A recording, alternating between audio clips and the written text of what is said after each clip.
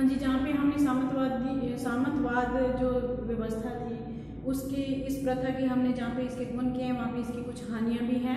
हानियों के बारे में मैं बता दूँ कि इसके जैसे ही सामंतवाद प्रथा लागू हो गई पूरे यूरोप में, उसके बाद क्या है कि अब उनके पास जैसे जैसे ताकत आती गई, ज़्यादा सेना होगी उनके पास, अब उन्होंने क्या किया, अपना जो विलासता का जीवन शुरू कर दिया और इसके बिना लोगों पे जो कृषक वर्ग था उनके ऊपर अत्याचार करना शुरू कर दिया।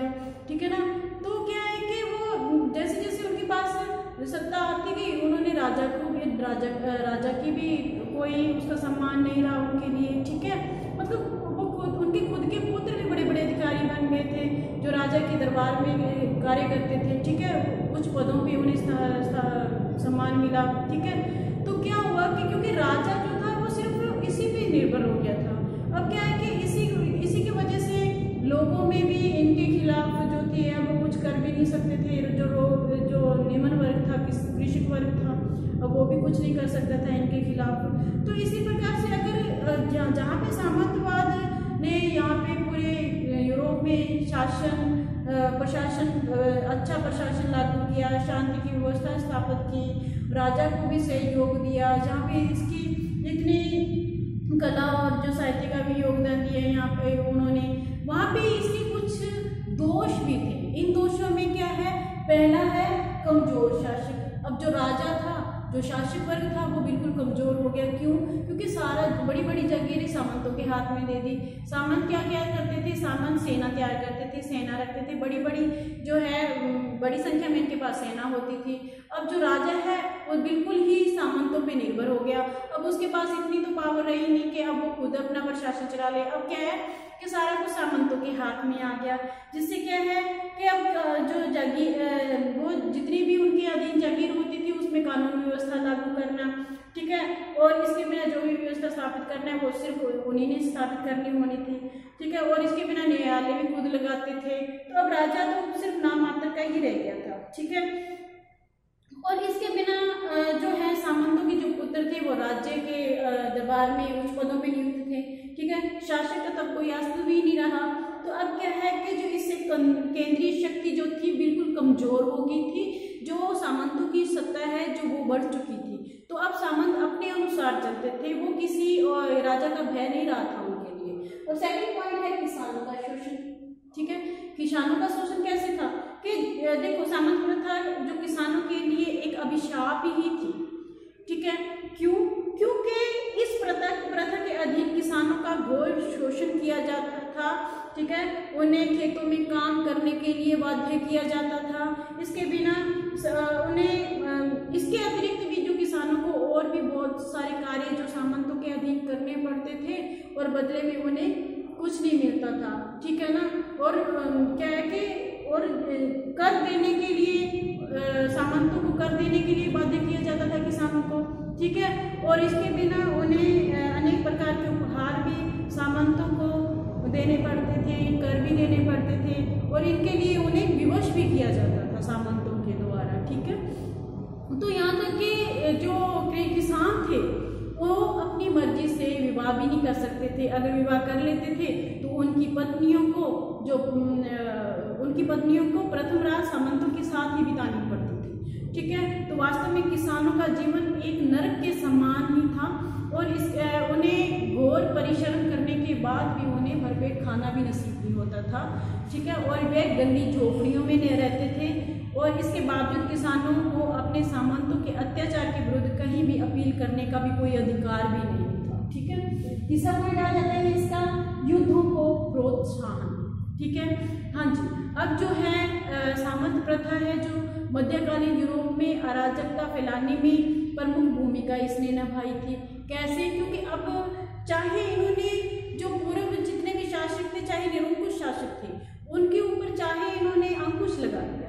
ठीक है, लेकिन जैसे इनके हाथ में जागीरें आ गई बड़ी बड़ी रूप में, चाहे इन्होंने उस समय की अराजकता को शांत करके एक कुशल शासन प्रबंध चलाया, लेकिन अब क्या है कि अब इनके पास इतनी सत्ता, इतनी जागीरें आ गई थी जिन्हें संभालने के लिए तो कृषक वर्ग था। ठीक है, वहाँ पे तो कृषक वर्ग कार्य करता था और ये खुद क्या करते थे, अब इतने स्वार्थी हितों के हो चुके थे कि अपने ही स्वार्थी हितों की खातिर ये युद्धों आपसी सामंत जो अपनी जागीर बढ़ाने के उद्देश्य से आपसी युद्धों में ही उलझे रहते थे, ठीक है।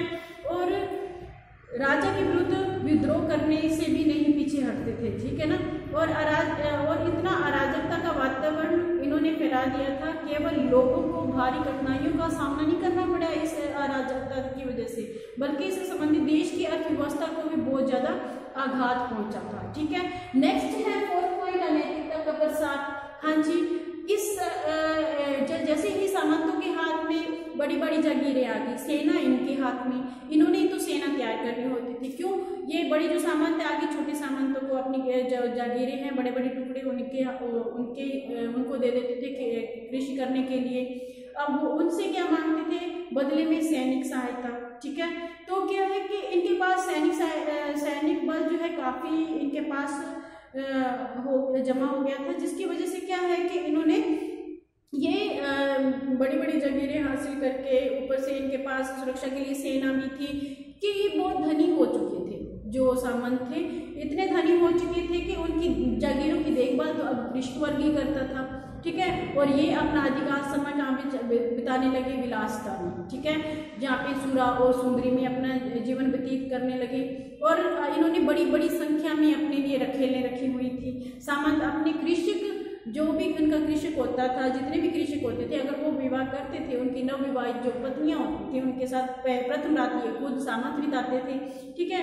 तो इससे क्या है कि जो इस समाज में क्या है कि पूरी अनैतिकता का प्रसार ही हो चुका था, ठीक है। नैतिकता वाली कोई वस्तु रही नहीं गई थी, ठीक है। सभी कहीं क्या है, अनैतिकता का प्रसार हो चुका था। नेक्स्ट पॉइंट है राष्ट्रीय एकता में बाधा, ठीक है। जैसे ये सामंत व्यवस्था स्थापित होगी तो राष्ट्रीय एकता के मार्ग में भी बहुत बड़ी बाधा सिद्ध हुई थी।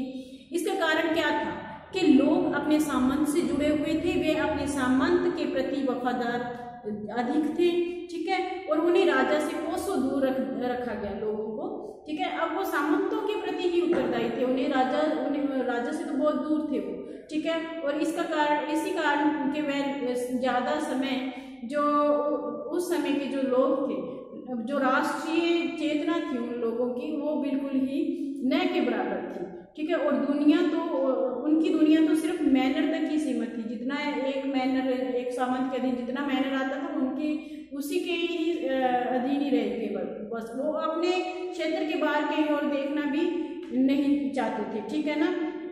सिर्फ अपने मैनर तक ही सीमित रह गए थे और बाहरी घटनाओं से उनको कोई लेना देना नहीं होता था, ठीक है। और इसके भी हानिकारक परिणाम ही निकले। नेक्स्ट है अन्य कारण। अन्य कारण क्या क्या हो सकते हैं इसके काफी, जैसे सामंत प्रथा जो है, इनके कई कारण जो कि हानिकारक सिद्ध हुए हैं। इस प्रथा के चलते जो राष्ट्रीय सेना की स्थापना नहीं की जा सकी और इस कारण जो राष्ट्र की एकता एवं अखंडता को भी भारी खतरा हुआ, ठीक है। सामंतों के अधीन न्याय प्रबंध असंतोषजनक था। सामंत अपनी इच्छा अनुसार मुकदमों का निर्णय लेते थे, ठीक है। और इनका उद्देश्य लोगों को उचित न्याय देना नहीं, अपितु उनसे धन बटोरना होता था, ठीक है। जो भी मुकदमे इनके सामने लोग लेके आते थे उनको ज्यादा से ज्यादा उनसे धन लेते थे और उससे कोई भी उन्हें संतोषजनक निर्णय नहीं मिलते थे, ठीक है ना, किसानों को। और सामंतों ने कृषि एवं उद्योगों के विकास में कोई विशेष दिलचस्पी भी नहीं ली। वह तो अपना जो समय है वो युद्धों और भोग विलास में व्यतीत करते थे। और इससे क्या है कि यूरोप की जो अर्थव्यवस्था पे बहुत ही गहरा आघात पहुंचा था। ये हमने सामंतवाद की जो है हानियां या फिर दोष जो है वो किए हैं।